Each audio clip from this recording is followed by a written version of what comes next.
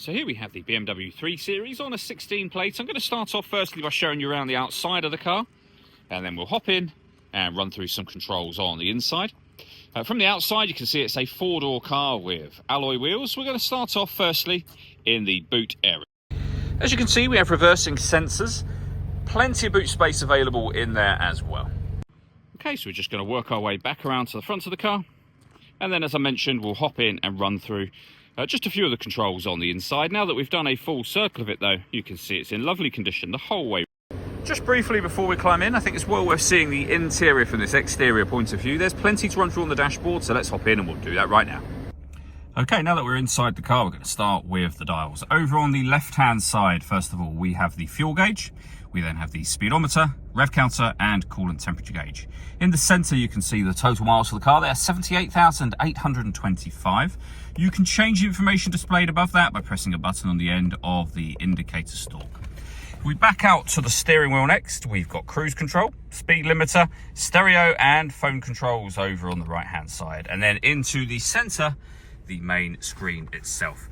So firstly, the movement that I'm making on the screen is being done using the iDrive system, which is essentially this dial and the collection of buttons that surround it. We're on the menu at the moment. So from the dial, you can rotate it to navigation, for example. Push that dial down.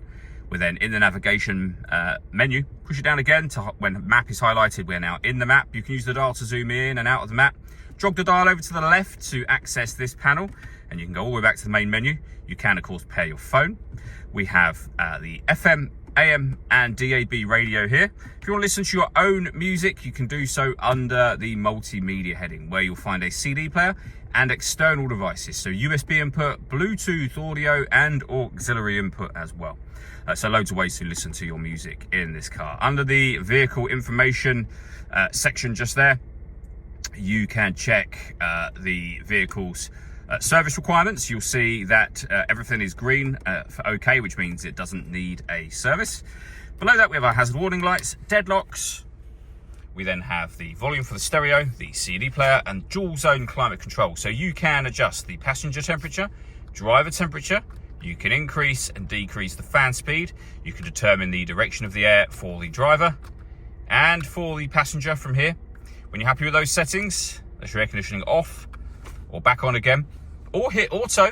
The car will now take control of the fan speed, which you can hear it doing, and the direction of the air to maintain those temperatures. Press auto again and you'll go back to whatever setting you had that on previously.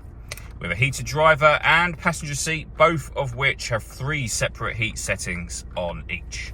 Underneath that, some storage, 2 cup holders, and a 12-volt charging socket. You can turn off the traction control. You can change the driving setup of the car.